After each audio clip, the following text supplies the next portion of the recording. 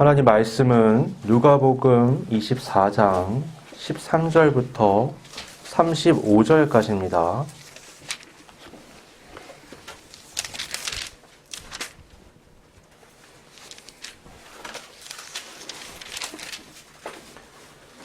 누가복음 24장 13절부터 35절까지입니다.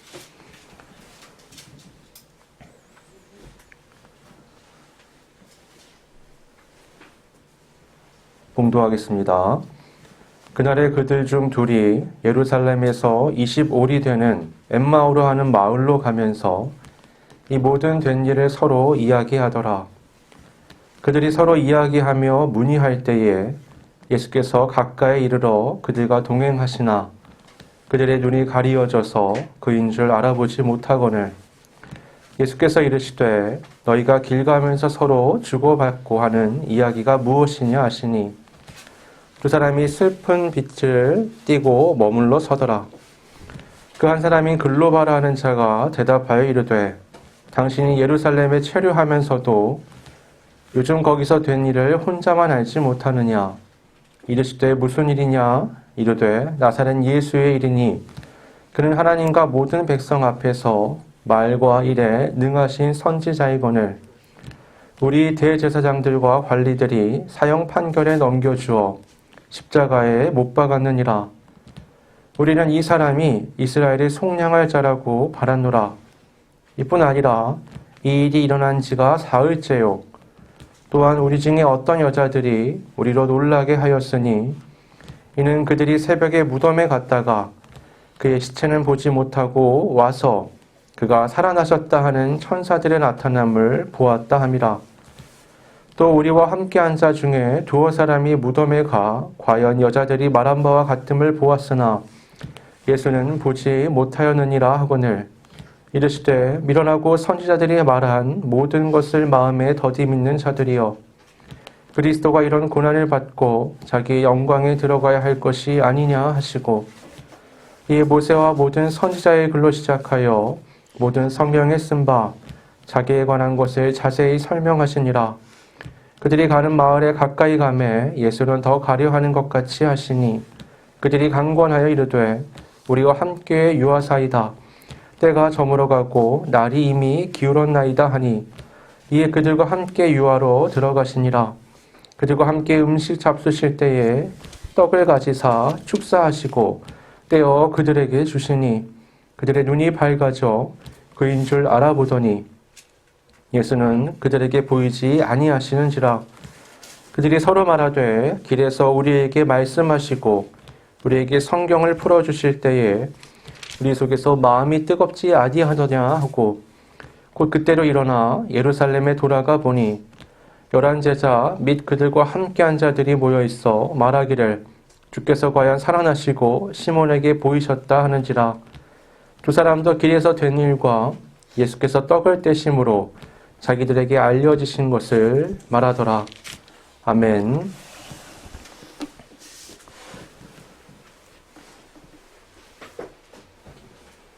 부활은 기독교 신앙의 핵심이죠. 꽃이라고 말할 수 있습니다. 부활이 있기에 예수님의 십자가의 죽음은 의미가 생기는 거죠. 만약 부활이 없다면 예수님의 십자가 죽음은 그저 아주 비참한 소식에 불과하게 됩니다. 예수님께서 십자가 죽음을 맞이하던 시기에 예수님을 따랐던 많은 사람들은 아직 부활을 체험하지 못했기 때문에 그런 비참한 마음으로 예수님의 십자가를 바라봤습니다. 오늘 본문에 나오는 엠마오로 떠났던 두 사람도 그런 사람들이죠. 그들은 아주 신랄한 상태로 엠마오를 향하고 있었습니다. 두 사람은 이 글로바라는 이름을 봤을 때 글로바와 마리아 부부로서 보이는데요. 이들은 예루살렘을 떠나서 그들의 거주지인 엠마오를 향하고 있었던 것으로 보입니다. 그들이 심란한 이유는 우리가 잘 아는 것처럼 또 14절의 말씀처럼 예수님의 죽음과 부활 소식에 대한 것 때문이었습니다. 그들은 엠마오로 향한 길에서 부활하신 예수님과 동행을 하게 되죠. 그런데 이상하게도 그들은 예수님을 알아보지 못합니다. 이건 아주 이상한 일이죠.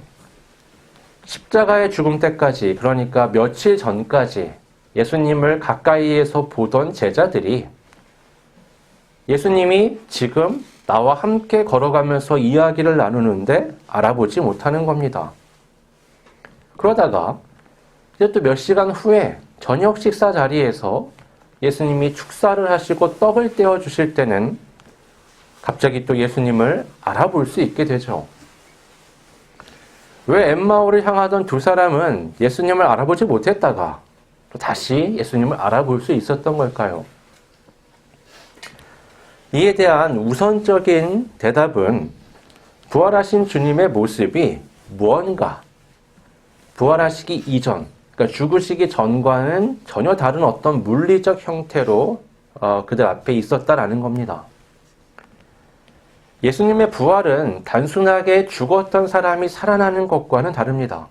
성경을 보면 나사로 또 그 과부의 죽은 아들도 다시 살아나잖아요. 근데 그들은 자신의 본래 모습으로 부활을 하는 거죠. 그러니 다시 시간이 지나면 그 몸으로 다시 죽는 겁니다. 예수님의 부활은 이전의 몸으로 살아나는 것이 아니에요. 예수님은 이전과 다른 몸으로 살아나셨습니다.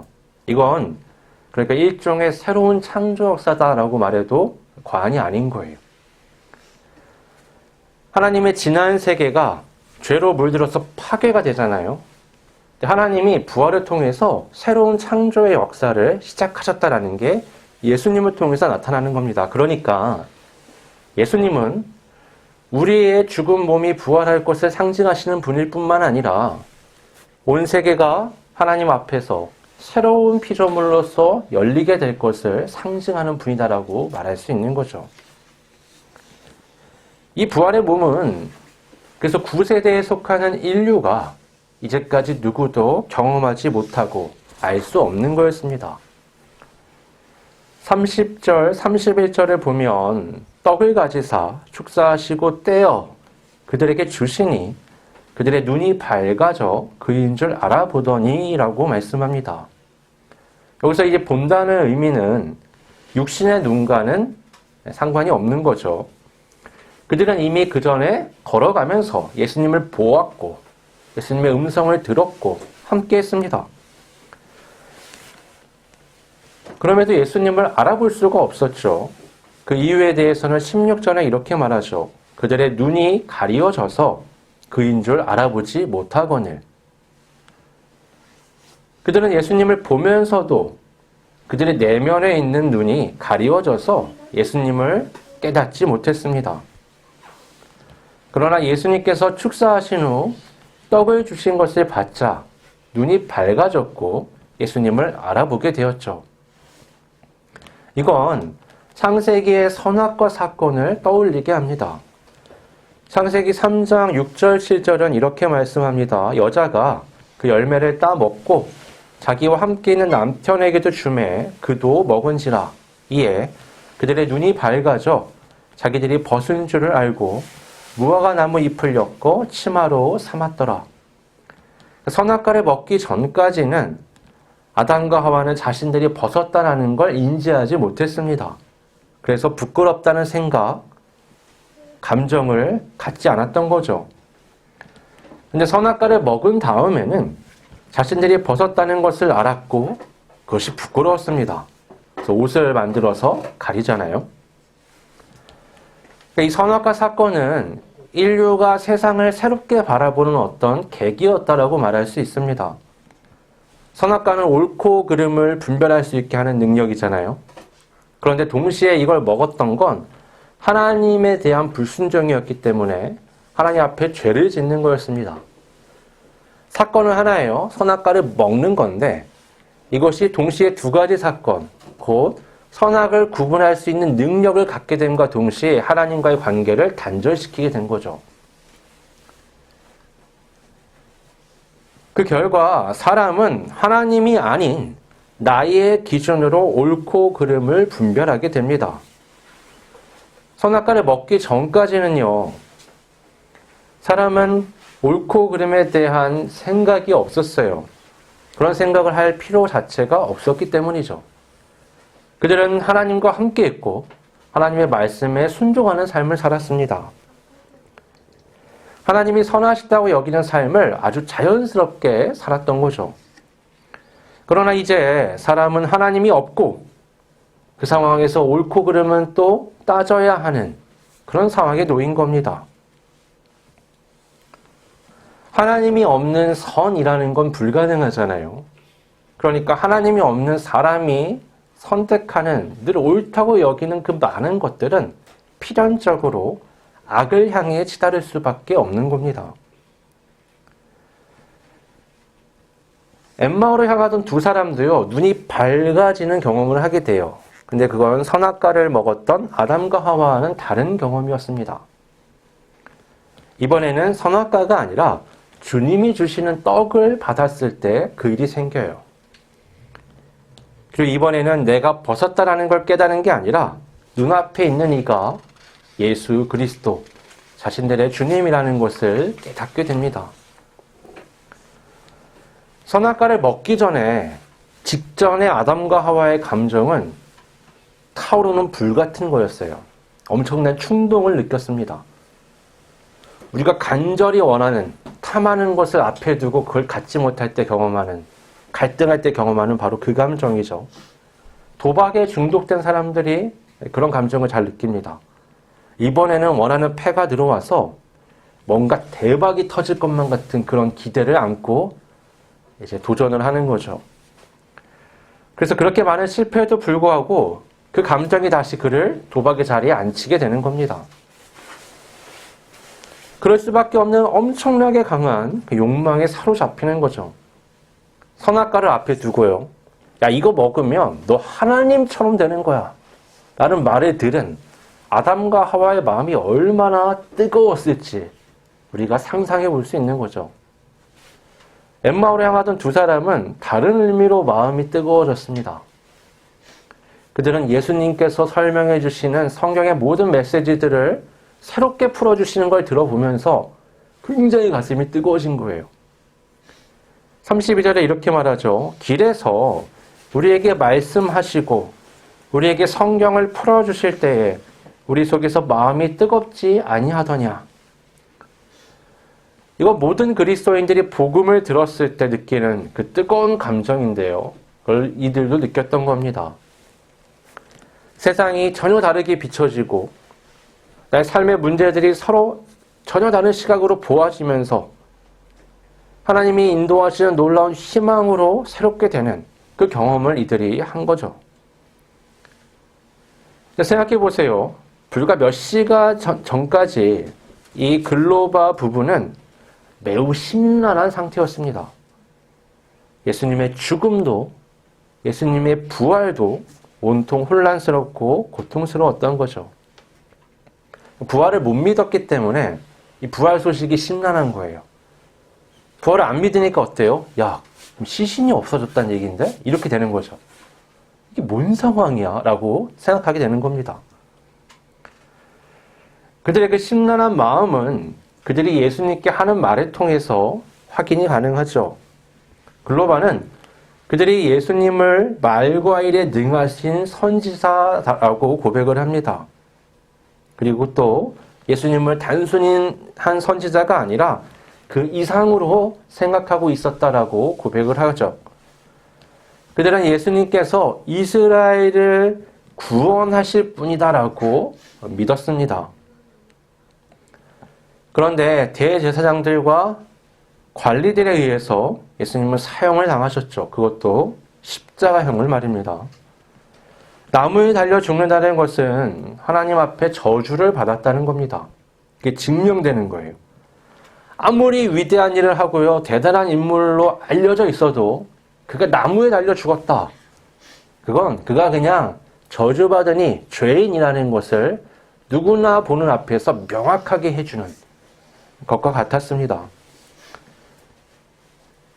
그러니까 죄인의 낙인이 찍히는 어떤 도장 같은 그런 의미가 그 나무에 달려 죽는 거였죠. 대제사장의 세력이 그걸 노렸었고요. 정확하게 성공을 합니다.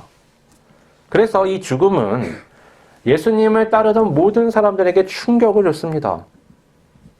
예수님을 따랐는데 충성심이 약했다. 그런 사람들은 돌이켜서 다 떠나갔어요. 예수님을 따르는데 충심이 깊었다. 그런 사람들은 사람들의 눈을 피해 숨어버렸습니다. 그러니까 누구도 이 십자가와 연결되고 싶어 하지 않았어요. 그런데 그 충격이 채 가시기도 전에 예수님의 부활 소식이 들린 겁니다. 그러니 더 큰 혼란 속으로 막 빨려 들어가는 거죠. 그렇게 혼란스러워하며 심려가 가득한 채 엠마오를 향했던 두 사람에게 예수님께서 나타나셨고 오늘 본문에 이렇게 말씀하십니다. 미련하고 선지자들이 말한 모든 것을 마음에 더디 믿는 자들이여 그리스도가 이런 고난을 받고 자기의 영광에 들어가야 할 것이 아니냐. 예수님은 혼란스러워하는 그 사람들에게 그리스도가 이런 고난을 받고 자기 영광에 들어가야 하는 것, 다시 말해 그 십자가의 죽음과 부활이 이미 오래전부터 너네가 익히 들어왔던 그 선지자들을 통한 하나님의 말씀의 성취다라고 말씀하시는 겁니다. 그러면서 예수님은 역대기에 이르기까지 구약의 그 모든 말씀을 아우르면서 그리스도의 오심과 십자가의 죽으심 또 부활에 대해서 설명을 쫙 해나가시죠. 이게 왜 중요하냐면요. 이걸 통해서 이 두 사람은 하나님의 역사에 대한, 하나님의 인도하심, 하나님의 구원에 대한 전혀 다른 시각을 갖게 되었기 때문입니다. 구약의 말씀이 뭐예요? 유대인이라면 누구나 어릴 때부터 암송하는 너무나 익숙한 말씀이에요. 머리에 띠를 띄우고 손목에 띠를 띄우고 가는 데마다 다 붙여놓고 날마다 외우는 그 말씀들이란 말이죠. 그런데 문제는 뭐냐면 그 말씀 자체가 아니라 그 말씀을 바라보는 시각이었습니다. 그들은 하나님께서 이스라엘을 그 이스라엘의 고난에서부터 건져주시기를 바랬어요. 그게 구원이라고 여겼습니다.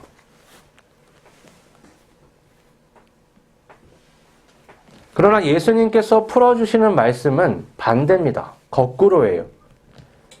예수님은 그 구원자가 십자가의 고난 가운데 죽음을 맞이해야 한다라고 말씀하시는 겁니다. 그것이 선지자들을 통해 너희가 들었던 하나님의 메시지다라고 말씀하시는 거예요. 아주 쉽게 얘기해서 이스라엘은 고난에서 구원받기를 원했는데 하나님은 구원자이신 그리스도가 그 고난을 통해서 구원한다라고 말씀하시는 겁니다. 고난에서 구원받는다고 믿는 이들에게 예수님의 십자가 죽음은 이해되지 않는 거죠. 왜요? 그들의 관점에서 보면 야 그리스도가 오시면 로마 군대도 무찌르고 저 부패한 종교 세력도 무찌르고 그 다윗의 영광을 재현하는 것 그게 바로 그리스도에 대한 기대란 말이에요. 그런데 하나님은 거기에 관심이 전혀 없으세요. 하나님은 그 고난에 오히려 짓눌려 죽는 과정을 통해서 놀라운 구원을 이루신 겁니다. 왜냐하면 하나님의 구원은 로마가 상대가 아니라 죄와 사망이 상대였기 때문에 그런 거죠. 죄와 죽음을 이기고 부활하는 것이 하나님이 뜻하신 구원 역사였습니다. 그래서 예수님은 고난에서 구원하시지 않고요. 고난을 통해서 구원을 하신 겁니다. 예수님은 엠마오를 향하던 두 사람에게 성경을 통해 바로 이 점을 가르쳐 주신 겁니다. 그리고 그때 두 사람의 가슴은 뜨거움으로 가득하게 되죠. 심란하게 느껴졌던 최근의 그 사건들, 예수님의 십자가의 죽으심, 그리고 부활했다는 소식들이 이제는 다 이해가 되며 놀라운 희망을 갖게 된 겁니다. 그리고 이어진 식사 시간에 그들은 놀라운 일을 경험하게 되죠. 예수님께서 축사하신 후에 떡을 떼어주시고 그걸 받을 때 그들의 내면에 있는 눈이 열린 겁니다. 여러분, 이렇게 떡을 떼준다는 건 뭐예요? 우리가 익히 잘 알고 있는 성찬을 의미하죠. 예수님의 살을 떼어주는 것은 그 십자가의 죽음을 상징하는 겁니다. 그것이 죄의 대속을 상징하는, 널 위해 나의 살을 찢는다라는 것을 보여주는 거죠. 이 예식은요, 주님의 말씀의 정점이 되는 겁니다. 생각해 보세요. 예수님의 말씀만 떼서 딱 생각을 해보면 그냥 성인이 하는 얘기예요. 도덕과 윤리적인 메시지가 굉장히 가득합니다. 예수님의 십자가의 죽으심과 부활만 떼서 생각을 해보면 그건 놀라운 신화적 이적에 해당이 되는 거죠.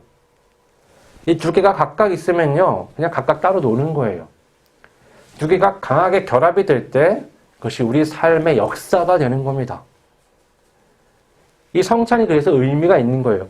주님이 앞서서 그렇게 성경을 쫙 설명하시면서 십자가의 죽음과 부활하심에 대해서 이해를 시키신 다음에 성찬의 과정을 통해서 이 십자가의 죽음이 너와 깊이 연관이 있는 거야 라고 얘기해 주는 거예요. 너의 삶을 송두리째 바꾸는 거야 라고 말씀하시는 겁니다. 그리고 그 순간 눈이 열리게 되죠. 흥미롭게도 눈이 열려서 예수님을 알아보게 된 순간 예수님이 안 보이게 되세요. 그러나 그들은 흔들리지 않습니다. 낙심하지 않죠. 오히려 가슴이 뜨거워지죠. 예수님이 눈에 옆에 보이고 함께 걸어갈 때도 오히려 심란하고 고통스러워하던 사람들이 그 예수님이 누구신지 깨닫게 됐는데 사라지셨잖아요. 근데 오히려 평안과 희망으로 가득하게 되는 겁니다. 예수님의 그 말씀하심과 십자가의 대속의 체험이 예수님의 부활을 실제로 그들이 체험하게 된 거죠. 이 말씀은 우리에게 시사하는 바가 큽니다. 그들이 예수님의 십자가의 죽음과 부활을 하나님의 놀라운 구원 역사로 받아들인 것은 그 사건을 직접 체험하고 전해 들었기 때문이 아니죠. 그들은 주님의 말씀을 통해서 그 사건들을 새롭게 볼 수 있는 눈이 열린 겁니다.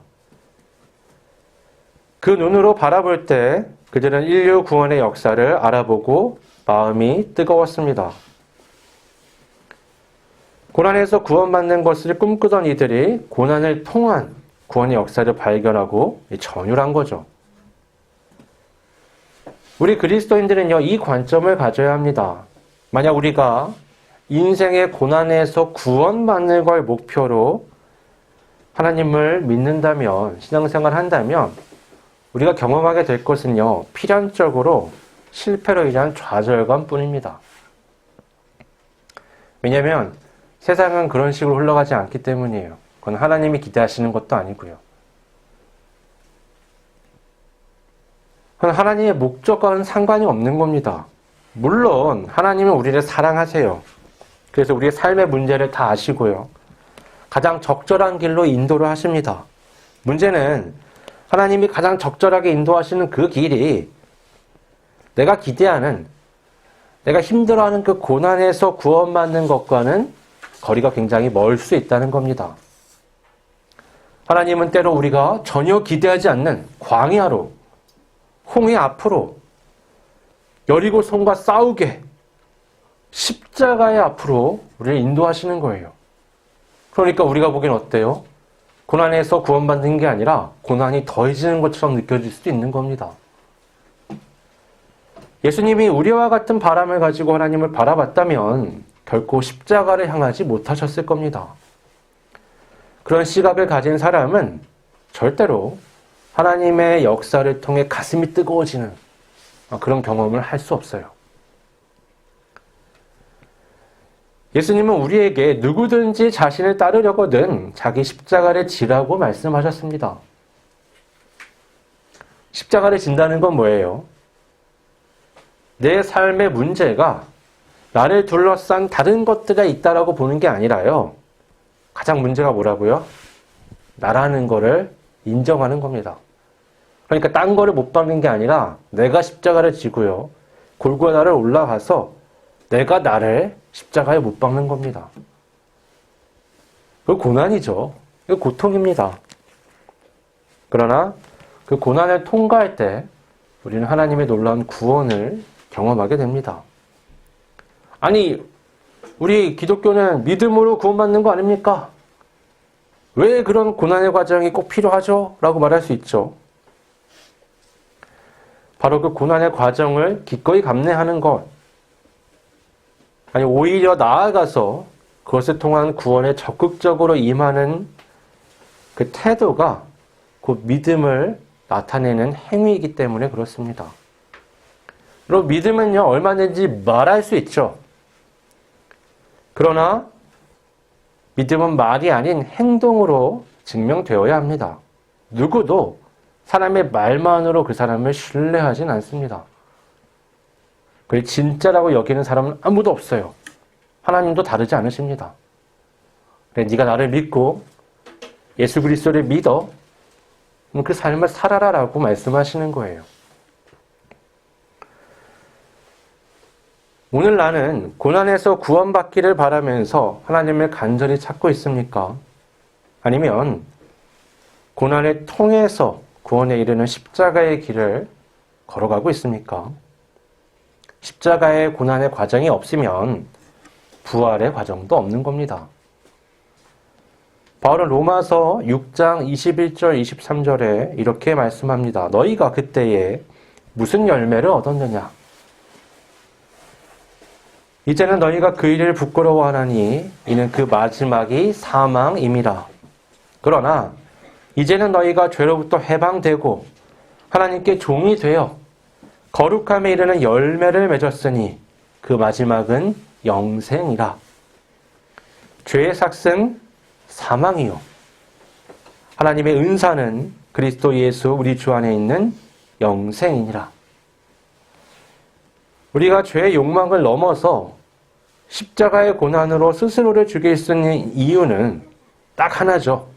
그건 곧 부활, 곧 영생으로 이어지는 유일한 믿음의 길이기 때문입니다. 주님을 만난 엠마오를 향하던 두 사람처럼 우리도 주님의 말씀 앞에서 뜨거운 가슴을 안고 십자가를 통과하는, 고난에서 구원받는 삶의 목표가 아니라 이 고난을 넘어서 하나님의 놀라운 부활을 향해 나아가는 우리 모두가 되기를 바랍니다. 기도하겠습니다.